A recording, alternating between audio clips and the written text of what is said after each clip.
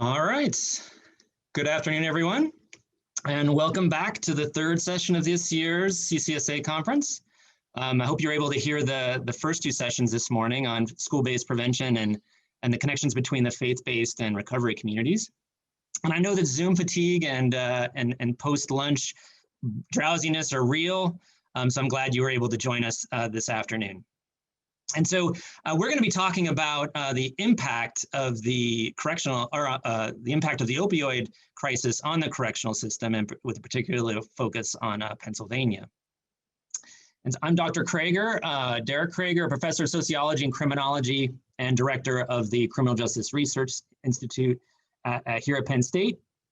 My own research focuses on the social experiences of incarceration, as well as the challenges of community reentry and reintegration with family and friends.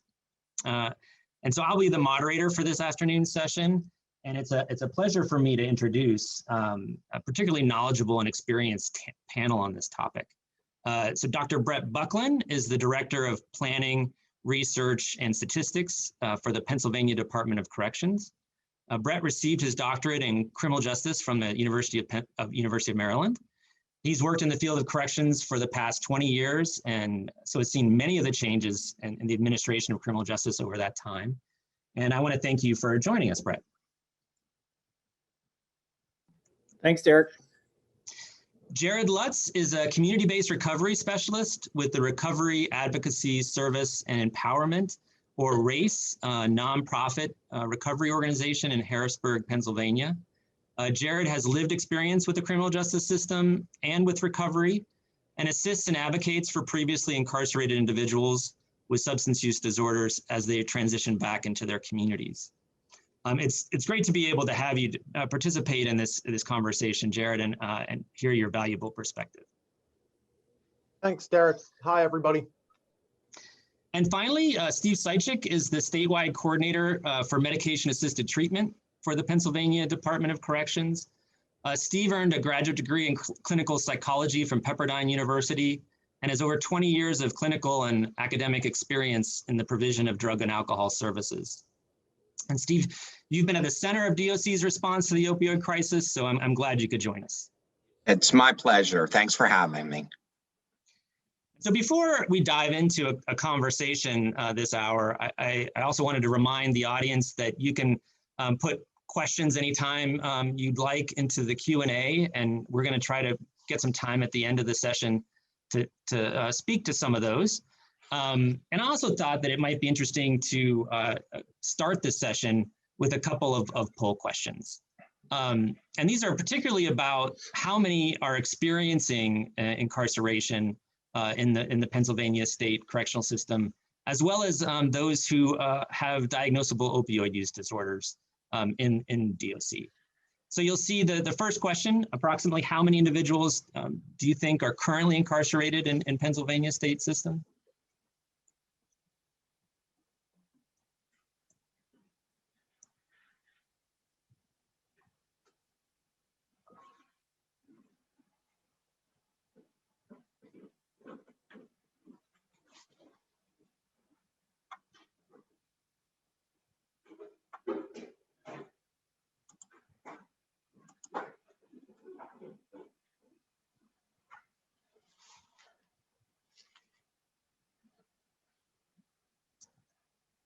All right.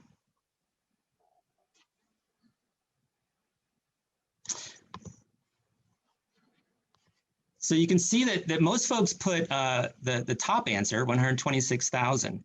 And the actual answer is the 38,000. So much less, obviously not including the jail population. This is just the state correctional system. And that actually has gone down pretty significantly over the past year. So there's been about a 7,000 person drop in the state correctional system, largely due to people not coming into the system because the courts have been closed due to COVID. But a related question, and so another poll question is, how many of those who are coming into the correctional system are actually diagnosed with opioid use disorders, which would be directly relevant for the topic that we're going to talk about today.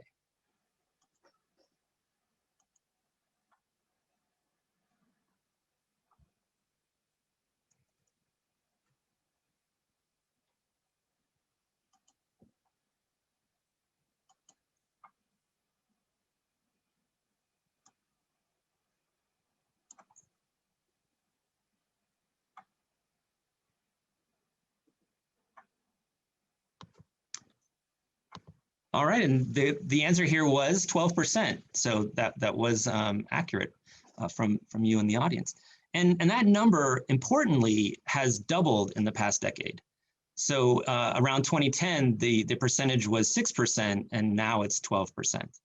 And so that obviously gets us to the point of this conversation, which is that there are a significant number of those who are embedded in the justice system who are experiencing opioid use disorders.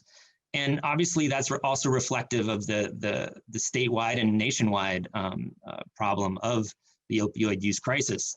And that's bringing us to where we can have this conversation among people who are both experiencing this and who are responding to it administratively. And so the first question I thought I would bring to the panel is that each of you has a very different connection to the correctional system and substance use disorders. And from your perspectives, what impacts has the opioid crisis had on corrections and reentry in Pennsylvania? Bret, could you take that one first? Sure. From my perspective, so I'm the research director at the Pennsylvania Department of Corrections. And so my primary job is to look at the data, look at the numbers, look at the research, see what's working and what's not, what are emerging trends and how we can respond to them. And so the opioid crisis has really caused us to rethink how we do treatment in a significant way.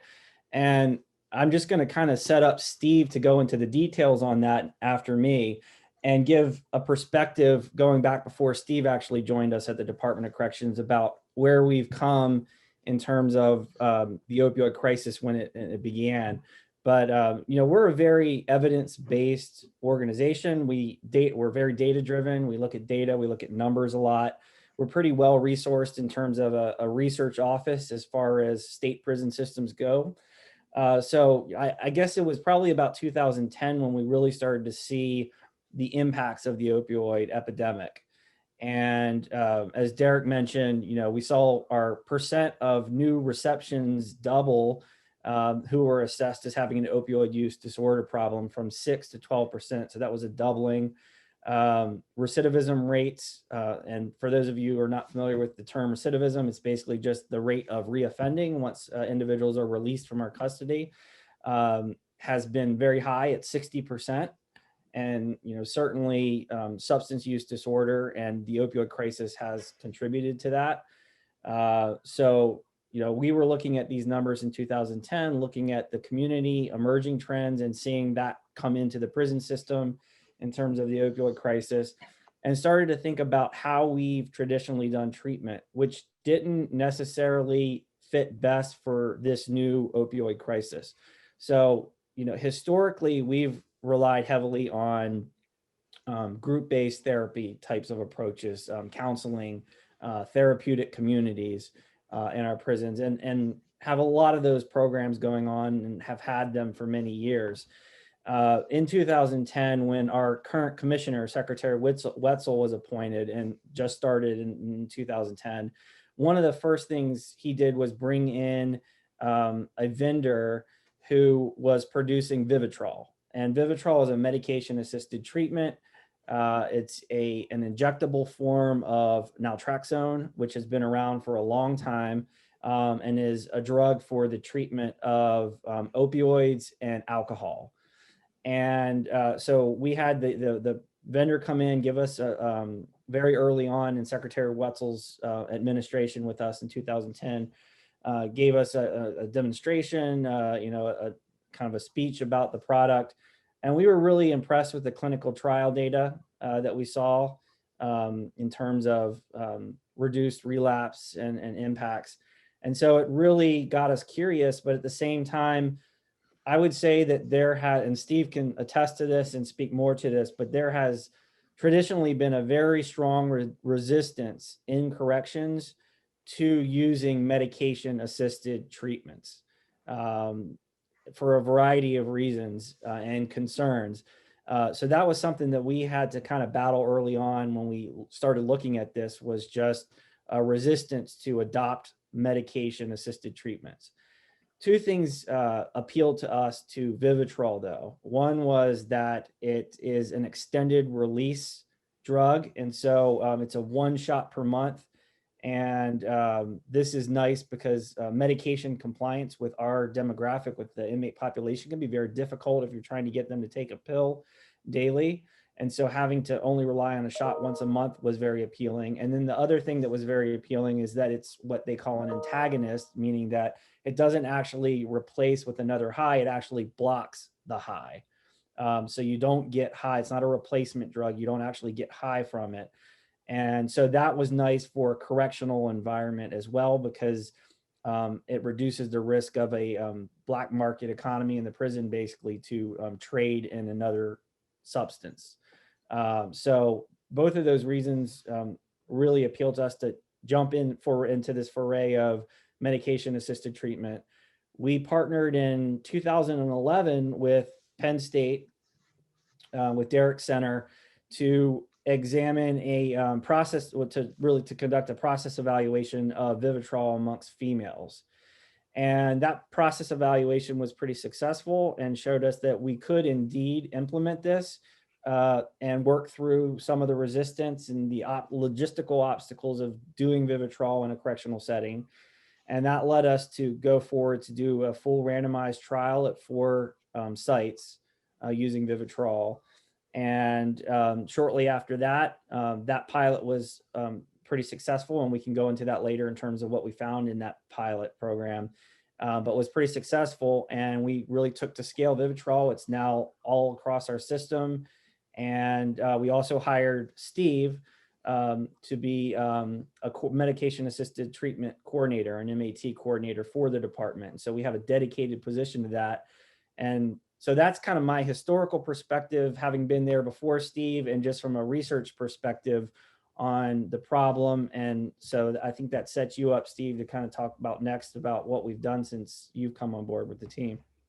Absolutely. And I think one of the really important things that Bret brings to this is, the evidence-based process, and making sure that we're implementing evidence-based programs with fidelity. Prison is not an ideal location to treat individuals who have mental health concerns or addiction concerns. So prison and jail, that's not the greatest place to turn into treatment centers. However,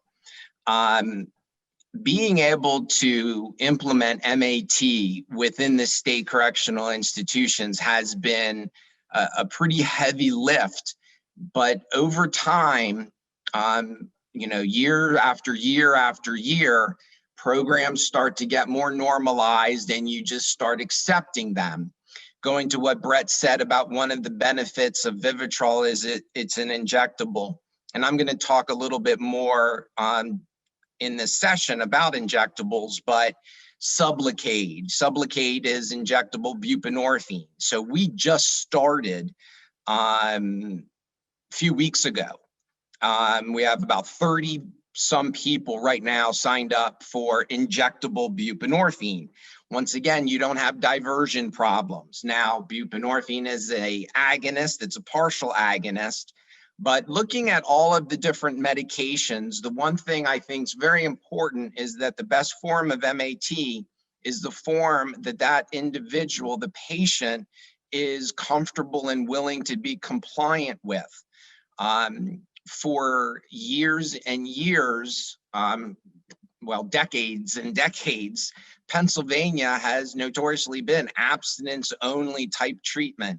And the idea of using medication, even though it's accepted in the mental health community, if you have bipolar disorder, if you have schizophrenia, whatever that is, it's very well accepted that medication is a part of treatment. Addiction really is not all that different. So when you have DSM-5 diagnoses, whether it's on the mental health side or on the drug and alcohol side, you're going to have a difficult time treating these individuals.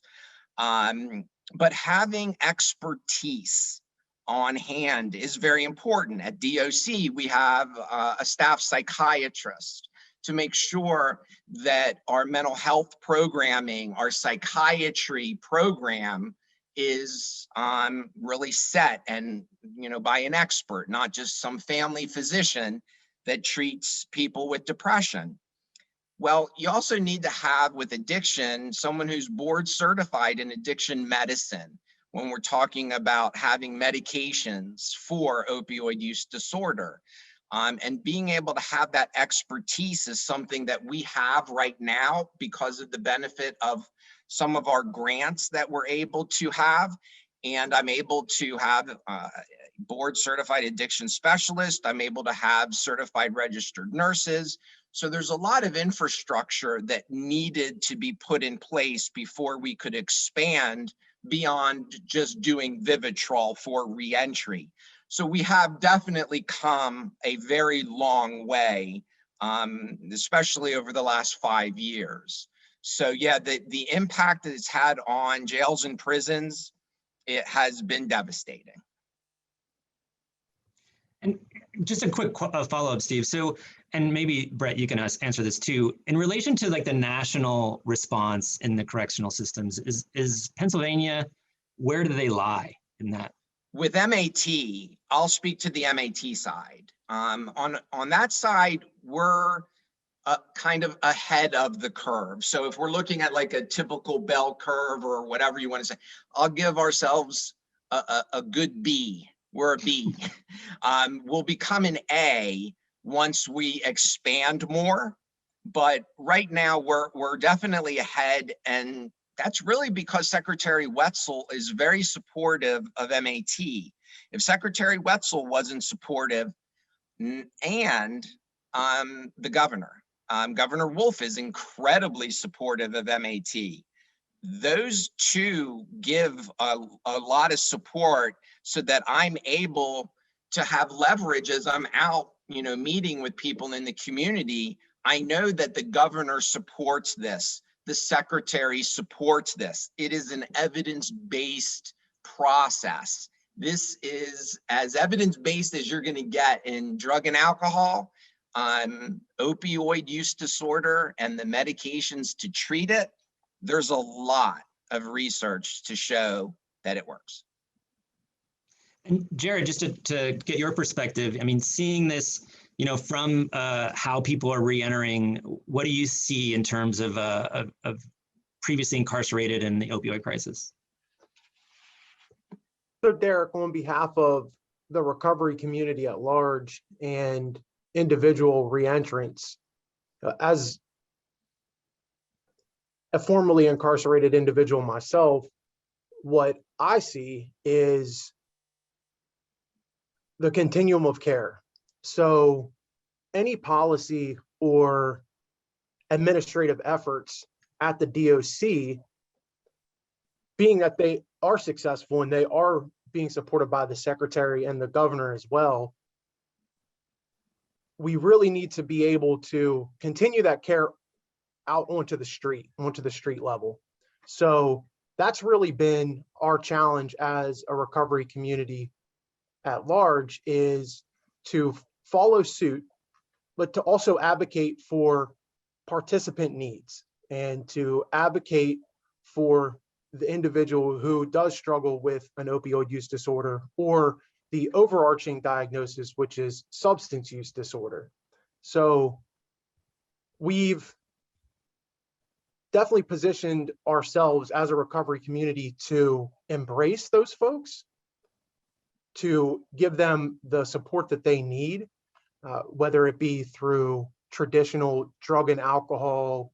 I think Steve mentioned group therapy, therapeutic communities, the intensive outpatient treatment facilities. But what we're seeing is a unified effort from the criminal justice system and the community, and understanding that this is a problem that the community faces and there is a solution to that. And I think it's taken a great deal of effort to form meaningful partnerships, right? And that is where the reduction of the stigma in the community. So we do have folks being released from prison on a daily basis that need that continuum of care. So as a recovery community, that's where we fit in, right? We are here to support the individual in their, not only in their recovery efforts from their drug and alcohol and substance use disorders, but in life, right? So reentry is definitely more than just drugs and alcohol, but that is the overarching theme here in our topic today. That's where we fit the bill. So. Yeah, and I think you're pointing to some of the potential challenges to this issue, right? Is how do you get systems to talk to each other, especially from the community and to the correctional administration, and how do you meet some of these continuity of care needs? And I guess getting back to you, Steve, do you see those as major challenges? Or are there other things that are just are more in your domain that you're having to deal with on a day-to-day basis? The challenges are never ending, and the challenges are as frustrating as anything I've experienced. But that actually just drives me harder and harder and harder. This is such a difficult diagnosis to deal with. So if I am trying to deal with my opioid use disorder and I have everything going my way, I'm still going to struggle for the rest of my life with dealing with this disease. Okay, so this is a chronic condition. People should not expect to use the word cure ever. This is something that requires treatment over a lifetime. Now, that doesn't mean that you're going to be in counseling for the rest of your life. And it doesn't mean that you're going to be on a certain type of medication for the rest of your life. However, I must say that I'm on many medications that I'm going to be on for the rest of my life. And my quality of life is pretty good right now. So sometimes the big message is making sure we remind people these individuals are our neighbors. You know, my neighbor right to my right, he is in county jail, and he's been in county jail for months. And it shocks me every time I think about it. But it is so easy. It is so easy for addiction to take control. And then the next thing you know, you lose everything and you're in prison or jail. And you're like, what the heck just happened? You're not a horrible person, but you have a horrible situation in front of you. So the challenges are never ending. Bret, from an administrative perspective, what are the primary challenges that you guys have seen in dealing with or responding to this crisis? Yeah, certainly the ones that Steve and Jared have mentioned in terms of coordination of systems. That's a real issue in terms of trying to help county jails out who are less resourced than the state is to do this, and also have less experience with it. So that kind of coordination of efforts has been a challenge. I think another big challenge administratively has been the cost. These costs of medication-assisted treatment, although MA is starting to picking this up in a lot of cases. The feds are picking up the cost for this.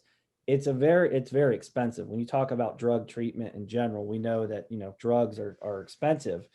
For instance, Vivitrol, and Steve might know the current cost that we're paying, but I think back when we first started, it was about $1,000 per shot per individual. And so you're talking about, one shot a month, and someone continuing on that for a period of time, maybe a year or two, at $1,000 a pop times, thousands and thousands of reentrants going home from our system. It's expensive.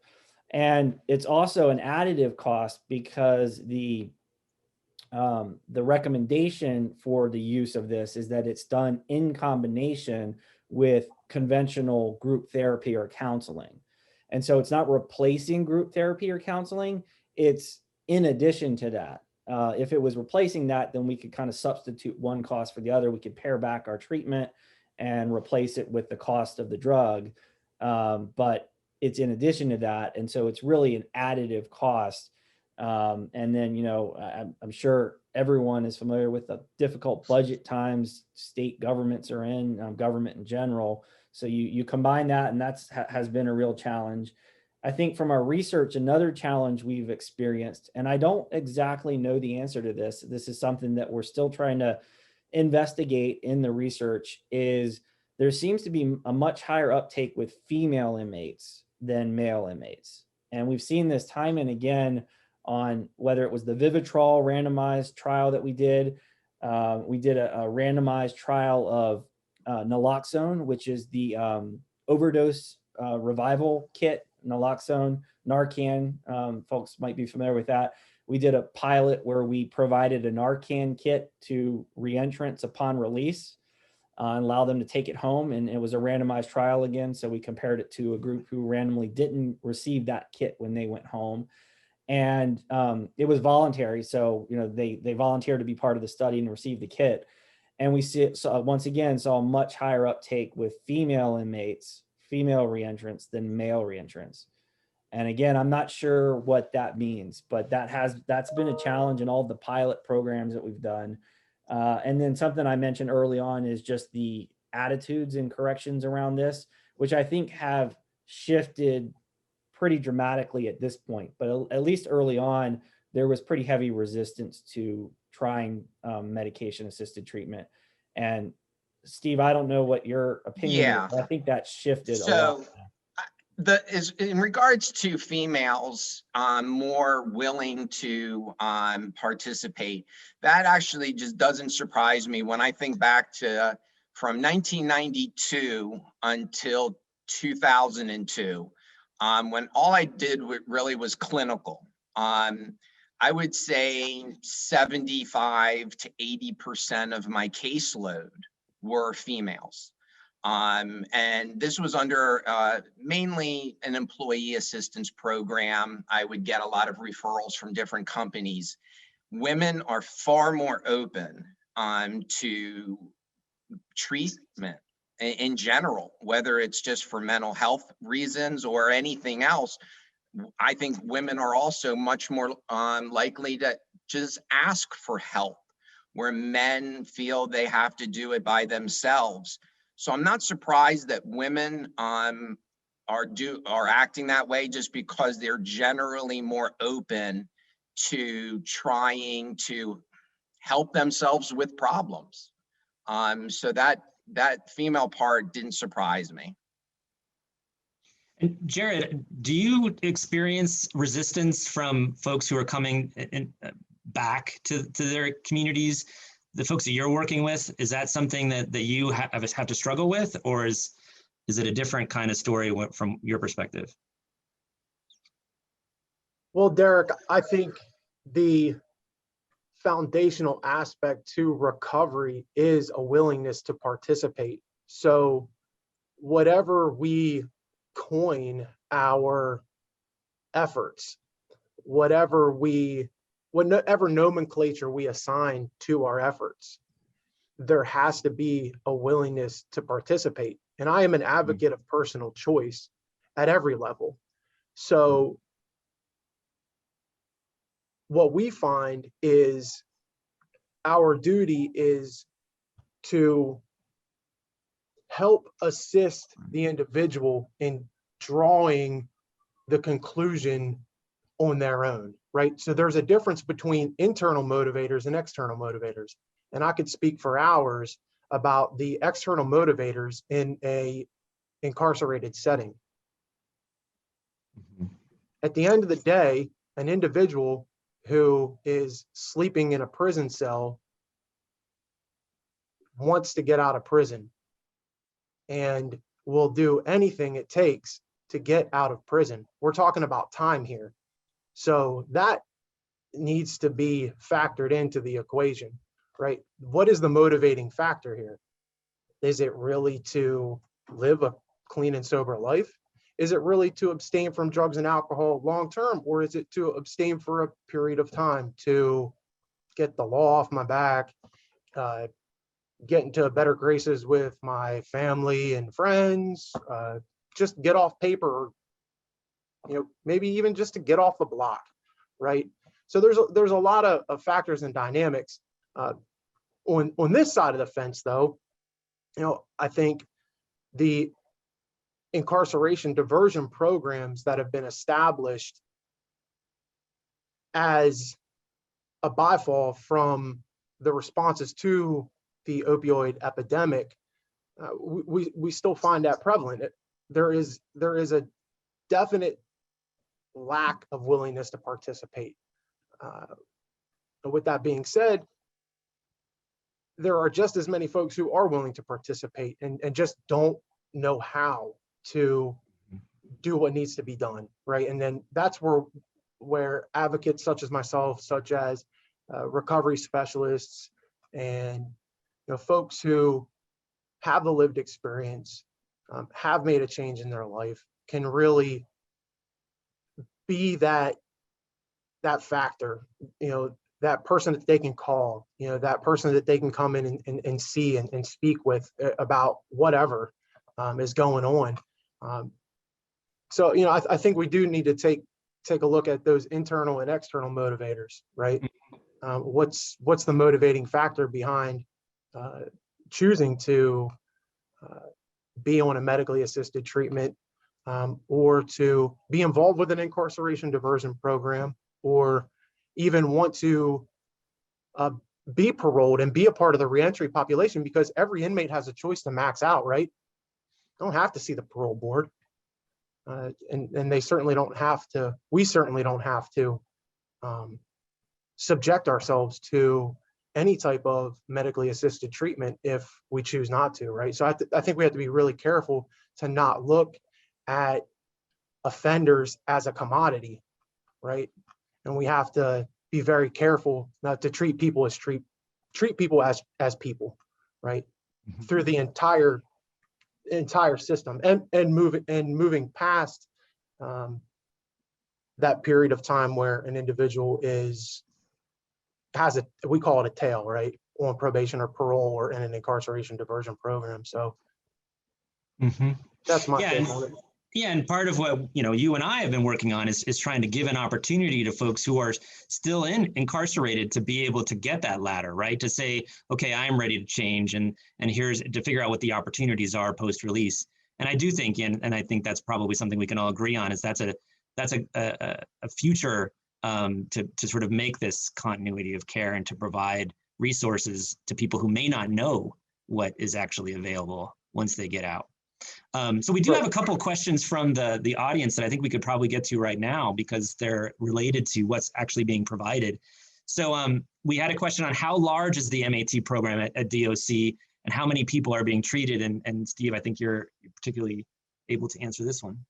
Sure. So in 2016, we only had about 78 participants in Vivitrol. 2017, that went up to 400 some. The next year, it went up into the 700 some. Next year, it's in the 800s. And then 2020, I remember in the beginning of January of 2020, as I was preparing to go to Ireland with my family, and in trying to get things taken care of. And I remember thinking, we're going to have over 1,000 participants in Vivitrol for the very first time. And then, of course, COVID hits, and that impacted my Vivitrol program very much so, much more than my buprenorphine program. And just while I'm talking about buprenorphine, there was a question I saw as far as, are we going to expand and open it up to people that don't come in on a prescription, a valid prescription? And that is high on my priority list of things in my expansion. I wish I was there right now, but we're not. But we're getting closer and closer and closer. So it is a little frustrating, but the size is, I would say right now we have about 350 inmates currently receiving buprenorphine. We have, I would say we're averaging probably about 50, maybe 45 Vivitrol participants per month. That used to be more than double that. So that's gone down quite a bit. So the numbers are growing more on the buprenorphine side. So I do see the bup numbers, going up, and my Vivitrol numbers are coming down a bit. But we'll see what the future brings. Other institutions, if they're going to be similar to what we experience, we'll see more and more buprenorphine and probably less naltrexone, but I don't know that. I'll be curious to see, because like my fellow panelists, client choice, an individual's choice is very important. And I've seen people have success on Vivitrol, and I've seen people have failure on Vivitrol. Same thing with buprenorphine, same thing with methadone. I've seen success and failure in all of the above. But I digress. And so part of your answer, Stephen, was related to COVID and its challenges. And I don't know, Bret, do you want to talk a little bit about, either DOC specific or with these programs in particular, or research? How has COVID really impacted what's operations at DOC? Well, it's impacted it just like everyone else in almost every way. We've been for the last year almost completely shut down from the outside in terms of visitors, family and friends coming in to visit inmates. And that's always something that we haven't talked much about. It's definitely an important area in the area of reentry and what Jared works on. But it's also important while they're incarcerated, before they get released, to have those connections with families and loved ones for support. And so that's been a real challenge through COVID, because we're not doing any in-person visits. We haven't been doing that since the pandemic started back in March of last year. We have been trying to get creative in terms of doing a lot of video visits, really expanding that technology to be able to do tablet-based video visits in cell, even when they're quarantined. So we've gotten creative on that, but it's not the same. And we're not getting a lot of volunteers in as well. Religious volunteers. I know one of the previous panels in this was, talking about religious services and faith-based services in terms of their participation in substance use treatment, and they play a vital role. And they've all been locked out too, because volunteers are not getting into prison right now, who would run groups, different types of groups. So that's been a challenge. And then through quarantines, having people locked in their cell, not being able to go into group therapeutic communities and group-based programming that we've traditionally done. So really having to adapt and do more one-on-one counseling in cell. It's just been a lot of an adaptation to a lot of the ways that we previously operated in a therapeutic environment. Jared, as far as what you're doing in recovery, have you seen a dramatic increase on the impacts of COVID on your clients, or? Well, Derek, I think the greatest impact that we've witnessed is the willingness of the Department of Corrections and the capacity of the community corrections facilities. So the community corrections facilities, because of the pandemic, has been awarding reentrants home plans much more efficiently than pre-pandemic. And I think that speaks to the numbers from the poll questions. There has been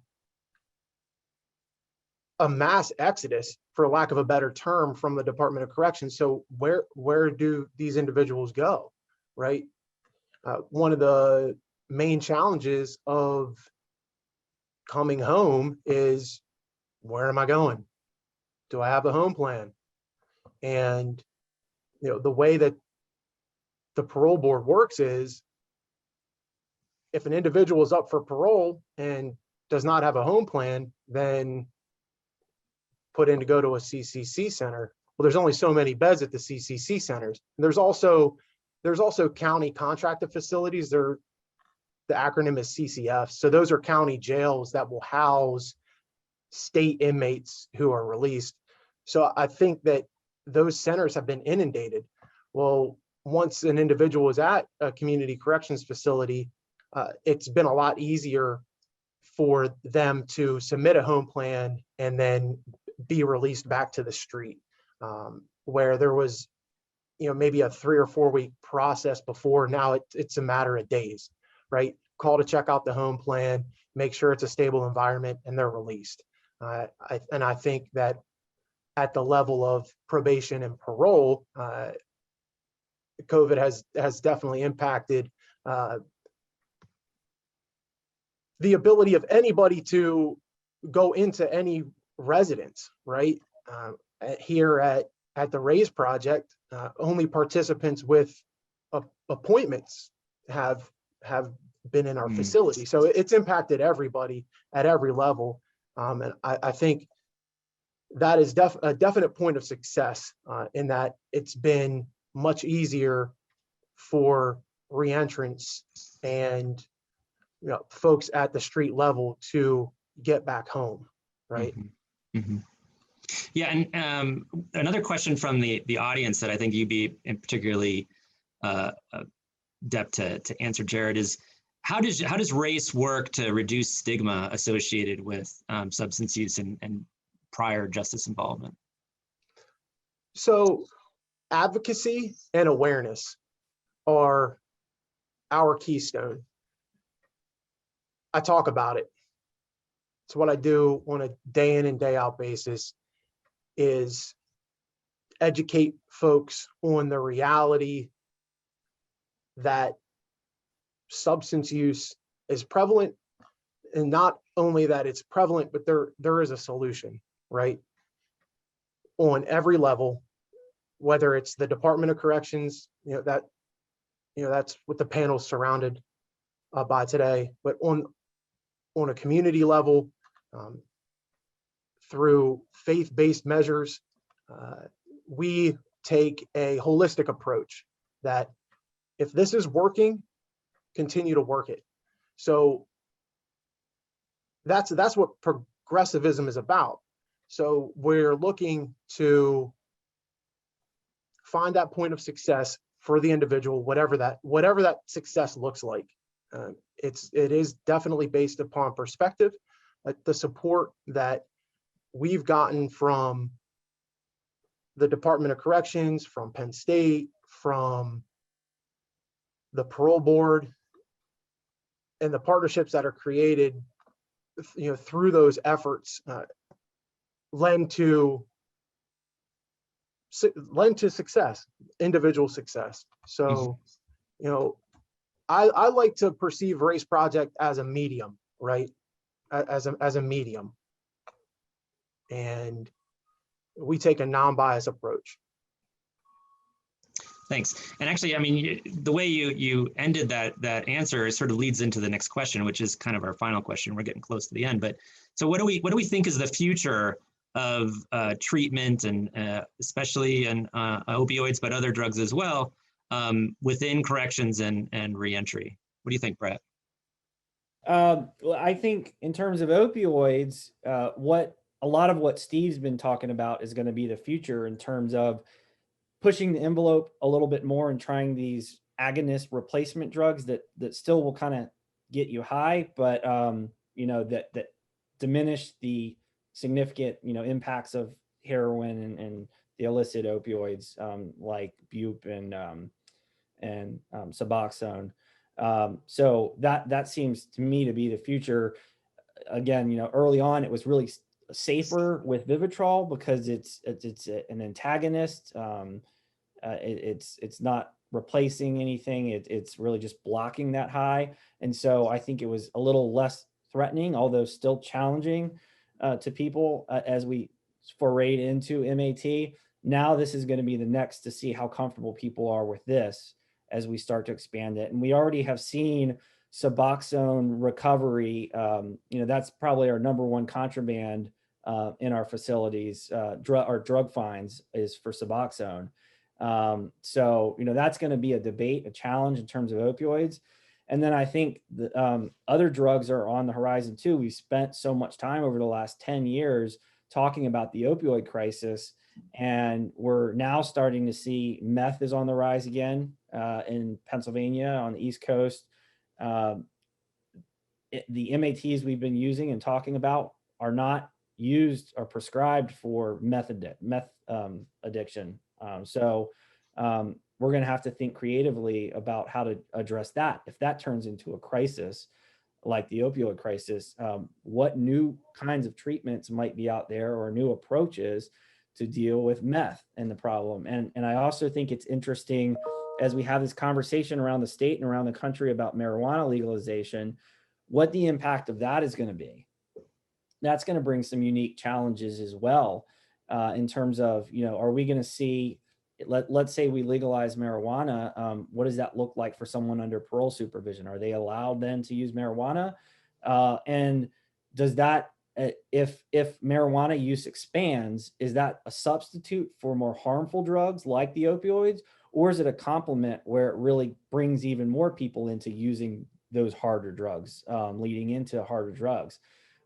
So that's going to be a challenge, I think, too. I just see that on the horizon. And of course, the cost of all of this is going to continue to be a challenge as well. Thanks. Steve, do you want to add anything? Yeah. Going back to the stigma of the disorder and also the money that it costs to treat. I think that one of the problems is that there's not a lot of people that ask how much this cancer treatment was, or how much was this, open heart surgery. How much was this, they had to take off someone's leg because of their diabetes. I'd like to think that one day we can not ask, well, how much is it? Because we're able to treat very, very difficult disorders. And one of the problems is that the death toll continues to rise, and people, for the most part, are still against agonist treatment. So we have a long way to go, but injectables for this demographic is perfect. But we have to integrate substance use disorder into our mainstream medical, day. It can't be separate silos. So injectables to me give such promise, because there's a lot of people that are extorting others to divert their Suboxone, and they're doing it out of fear rather than trying to make money. So there's a lot of different reasons. But yeah, the future is probably more on the injectable side, hopefully.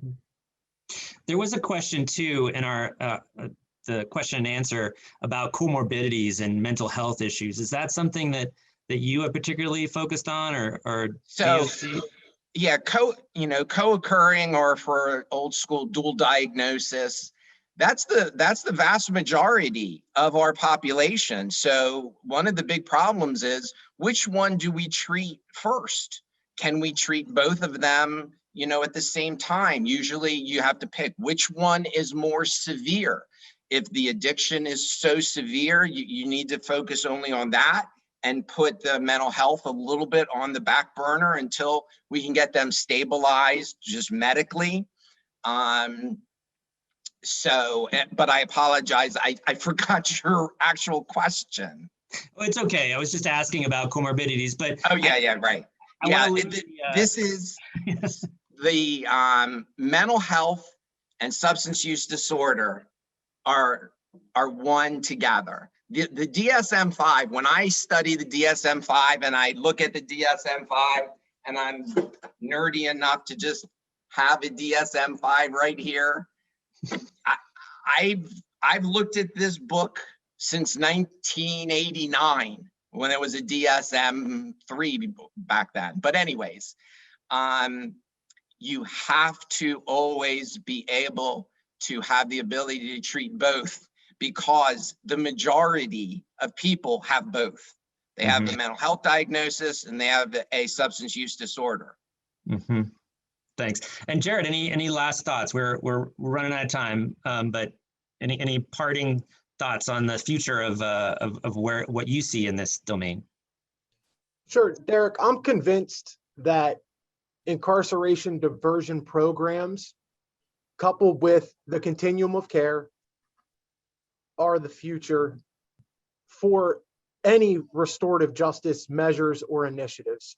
So it's going to take a real partnership between the community, the Department of Corrections, and all justice involved individuals, whether it's staff at prisons, those incarcerated, those who are advocating on behalf of either parties.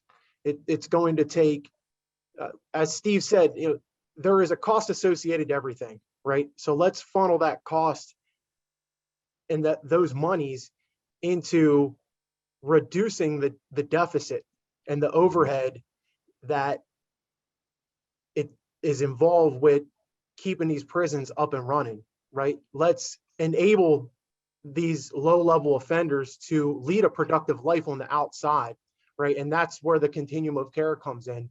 And that's where folks like myself stand poised and ready to assist in that transition. So I think incarceration diversion programs in partnership with MAT programs, I think that's the direction that we're heading in a restorative justice vein. Thanks. And we're out of time. I'm just going to throw a plug in there. We have to evaluate the efficacy of all this stuff too. That's research. Yay. Okay. So thank you all so much for participating. We're going to switch right over to our next session, but yeah, thanks everyone.